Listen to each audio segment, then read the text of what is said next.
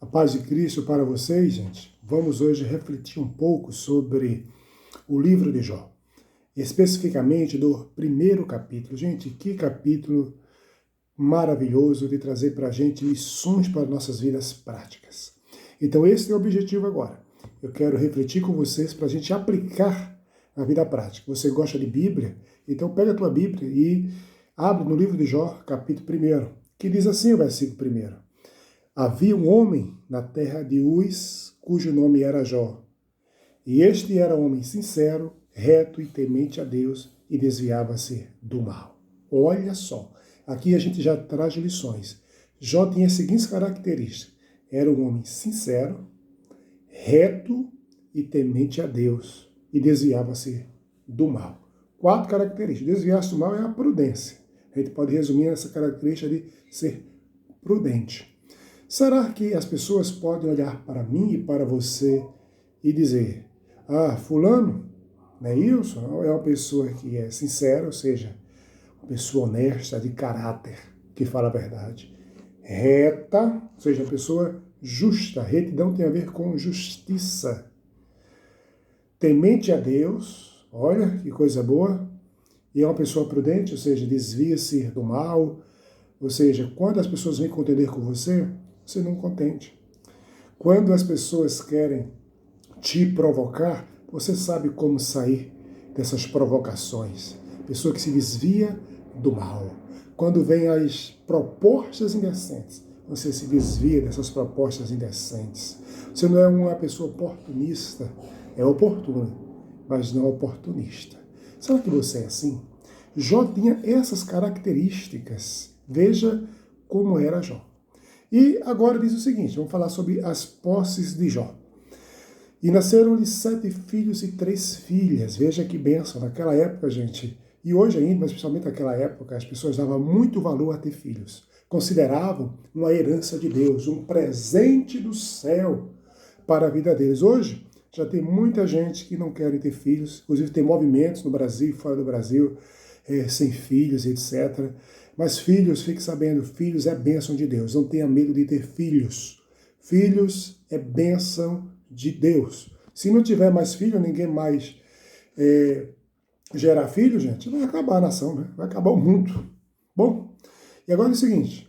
E era o seu gado 7.000 ovelhas, 3.000 camelos, 500 juntas de bois, 500 jumentas. Era também muitíssima a gente a seu serviço, ele tinha muitos trabalhadores, de maneira que este homem era maior do que todos os do Oriente. Era o cara mais rico do Oriente. Veja, Jó, com essas fazendas que ele tinha, considerado o homem rico, e o mais rico da região dele. Agora, uma coisa interessante aqui, né? Iam seus filhos e faziam banquetes em casa de cada um no seu dia, e enviava e convidava as suas 3 irmãs a comer e beberem com eles. Sempre eu achei isso aqui bonito. Muito bonito. Veja, convívio social, convívio em família. Então, veja que costume, né, dos filhos de Jó, eles saíam fazendo banquete na casa de cada um deles e convidava todos os irmãos. E as irmãs, eram 3 irmãs, eram irmãos que amavam as irmãs e irmãs que amavam os irmãos. E eles eram não só irmãos, como eram também amigos. E conviviam de forma social e harmoniosa, o que parece aqui pelo texto. Quando um dava um banquete, convidava todos e eles ficavam ali se alegrando, comiam, bebiam, etc. Isso é um convívio social no meio da família. E é muito importante. É uma pena que hoje em dia muitas famílias não têm mais esse convívio social. Muitos irmãos não são amigos do seu irmão entre si, das suas irmãs. É importante essa amizade e a gente cultivar essa união entre a família. Se você é irmão ou é irmã, reflete sobre isso aí. Naquela época eles eram unidos. Não fala aqui que eles convidavam outros amigos. Fala apenas que os irmãos convidavam-se para as festas e era como se tivesse, hoje é na minha casa, depois é na tua casa, e assim vai. Gente, isso é bonito, isso é convívio social.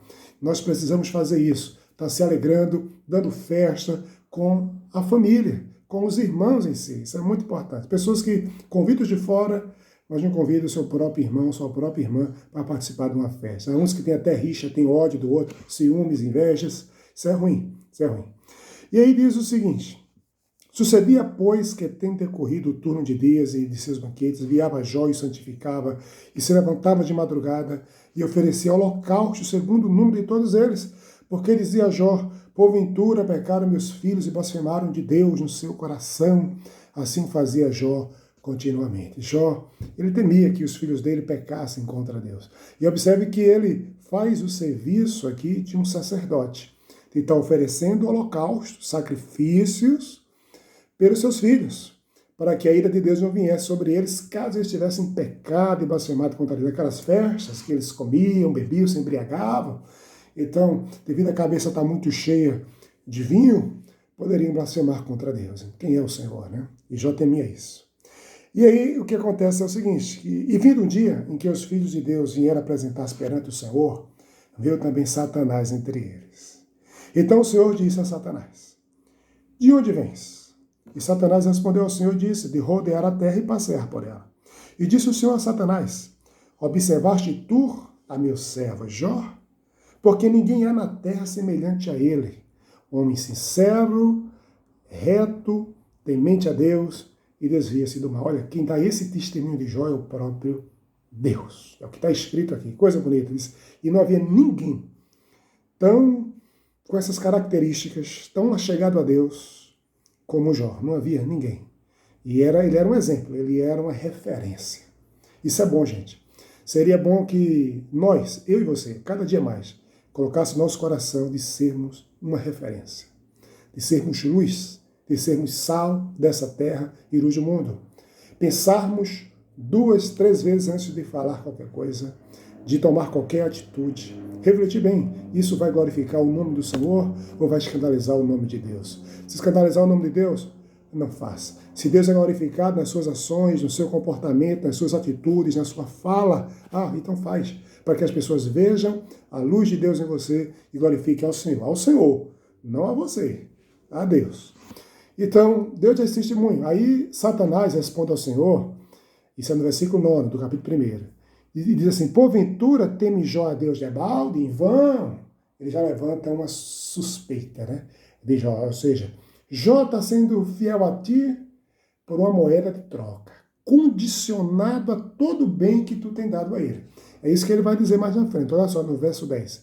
Porventura não cercaste tu de bens a eles e a sua casa e a tudo quanto tem? A obra de suas mãos abençoaste, e o seu gado está aumentado na terra. Veja que coisa bonita. Sabe o que eu acho bonito aqui? É que Deus abençoa aqueles que são fiéis a ele. Deus abençoa. Veja que Satanás diz que Deus cercou Jó de bens, de abundância. Isso é extraordinário, gente. Deus faz isso. Deus é grande. E vai me cercar e vai te cercar também. Já tem me cercado. Eu já me considero uma pessoa rica. Não financeiramente, mas porque eu tenho a graça de Deus me alcançou. Porque o favor de Deus me alcançou. Eu tenho Deus na minha vida. Então isso, eu sou rico por conta disso. Não é do ponto de vista financeiro. Então, olha só aqui. Mas aqui, no caso de Jó, foi de bens financeiros mesmo. Deus cercou ele de ovelhas, de gado, de jumentas, né, de bois, de camelos, etc. E é tudo quanto tem. E abençoar a obra da mão dele. Ou seja, o que Jó colocava a mão, Deus abençoava. Isso é espetacular. E aí Satanás diz assim: mas estende a tua mão e toca-lhe em tudo quanto tem, e verás se não blasfema de ti na tua face. Ixi, menino. Eita, será que é desse jeito mesmo, né? Será que isso aconteceria com você desse jeito? Satanás diz assim: olha, ele é fiel, ele é temente, ele desvia-se do mal, porque tu abençoaste ele. Então ele tem medo de perder tudo isso e por isso que ele é fiel. Ou seja, ele é fiel a ti, condicionado a todos os bens materiais que tu tens dado a ele. Bom, mas não é verdade.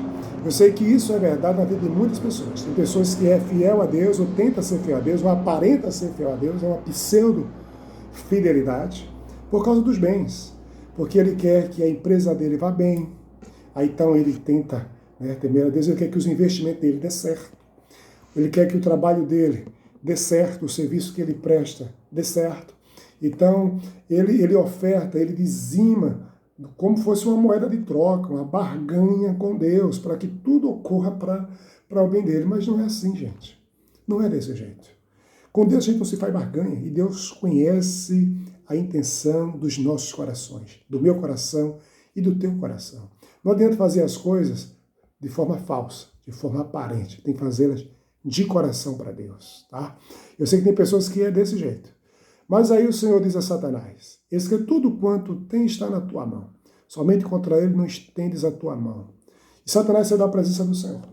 Aí agora aqui, gente, para frente vai começar a vir uma série de coisas ruins na vida de Jó. Sucedeu um dia em que seus filhos e suas filhas comiam e bebiam, vinham na casa de seu irmão primogênito. Aquela festa social entre irmãos. E está na casa do primogênito, o primeiro filho. Que veio um mensageiro a Jó e lhe disse: os bois lavravam e as jumentas passiam junto a eles. Ou seja, pastoreavam, né? Estavam todos juntos. E eles que deram sobre ele os sabeus, eram um grupo de gente. E o tomaram, e os moços feriram ao fio da espada, e somente eu escapei para trazer a nova. Ou seja, tomaram os gados de Jó, as jumentas também, ou seja, dos servos de Jó, e mataram os trabalhadores deles. Só deixaram um escapar, gente. Olha só. Tá dizendo, aí, estando esse ainda falando, chega outro. E disse: fogo de Deus caiu do céu. Mas não foi fogo de Deus, não. Isso era a interpretação deles. Isso era Satanás operando, porque ele opera e faz sinais que parecem ser Deus e não é. Não dá para não ser enganado com o diabo. Fogo de Deus caiu do céu e queimou as ovelhas e os moços e os consumiu. E só eu escapei para trazer a nova. Olha para aí, outra notícia ruim. Agora queima as ovelhas, mata outros trabalhadores de Jó e só escapa um. Estando este falando, veio outro e disse: ordenando os caldeus, 3 bandos deram sobre os camelos e os tomaram, e aos moços feridos ao fio da espada, e só eu escapei para te trazer a nova. Ou seja, aqui Jó já estava pobre. Já tinha perdido tudo que tinha, financeiramente. E estando este ainda falando, aí chega outro. Essa aqui é a pior notícia, gente. É a pior de todas. Estando teus filhos e tuas filhas comendo e bebendo vinho em casa de seu irmão primogênito, eis que um grande vento sobreveio da além do deserto e deu nos 4 cantos da casa, a qual caiu sobre os jovens e morreram, e só eu escapei para trazer a nova. Ixi, menino, e agora? Agora Jó vai aproximar, né? Agora Jó vai fazer a vontade do diabo. Será que é isso que vai acontecer? De jeito nenhum. Olha só que coisa bonita aí. Porque é uma pessoa que serve a Deus não por causa dos bens materiais que Deus dá a ele, mas porque Deus é Deus e Deus mora nele. Então Jó se levantou, não é para menos, e rasgou o seu manto, rasgou o seu manto, raspou sua cabeça e se lançou em terra. Ou seja, tudo isso que Jó faz é o sinal de uma pessoa que está triste, deprimida, arrasada, angustiada. Perdeu o chão, gente. Perdeu tudo. E raspou sua cabeça e se lançou em terra. Sabe o que foi que Jó fez? Reclamou, foi isso? Murmurou, foi isso não. Jó adorou ao Senhor. Ele adorou. Aleluia. Glória a Deus por isso, gente. E isso aqui que é um exemplo de um verdadeiro servo de Deus. É que serve a Deus na bonança e na escassez. Serve a Deus tendo muitos bens, serve a Deus sem ter nenhum bem. Serve a Deus com família e sem família. Ele sabe que Deus é tudo e a maior riqueza que ele tem. E olha só o que é que Jó diz, no versículo 21, e disse: no saí do ventre de minha mãe, e no tornarei para lá. O Senhor o deu, e o Senhor o tomou. Bendito seja o nome do Senhor. Ou seja, Jó era uma pessoa aqui, ó, desapegada de bens. Ele não ficava pegando: esse carro é meu, essa casa é minha, essa aqui é minha roupa, esse é meu celular, e ninguém pega. Não, nada disso. Jó era um camarada tranquilo, desapegado de tudo. Ele estava apegado, era a Deus. E ai de Jó se não tivesse apegado a Deus, porque aqui era o fim dele. Terrível. E ele diz: nu saí do ventre da minha mãe, nasceu nu. Se nu tornarei para lá, parece mais uma referência à morte dele, isso. E disse: o Senhor deu, o Senhor tomou, bendito seja o nome do Senhor. Em tudo isso, Jó não pecou, nem atribuiu a Deus falta alguma. Que exemplo. Esse exemplo serve para mim e para você. Façamos como Jó. Sirvamos a Deus em toda e qualquer situação, sem depender dos bens materiais. Que Deus abençoe vocês.